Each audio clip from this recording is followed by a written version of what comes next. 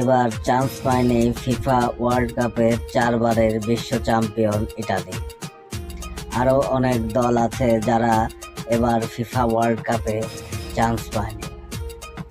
তো ধারণা করা হয়েছে যে দুটি দলকে এবার বিশ্বকাপ ফাইনাল খেলবে, সেই দুটি দলের নাম আমি আপনাদের মাঝে বলবো।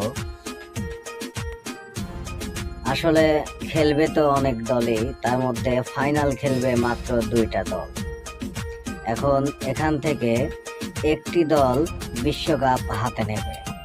ধারণা করা হয়েছে যে এবারে পর্তুগাল ক্রিস্টিয়ানো রোনালদোর হাতে এই বিশ্বকাপটা যাবে।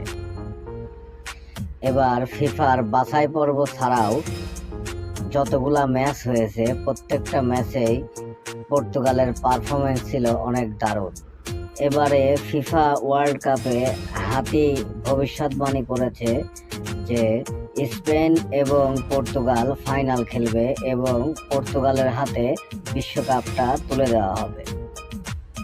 তো ফুটবল বিশ্ব তাকিয়ে আছে আসলে আসল সত্যটা দেখার।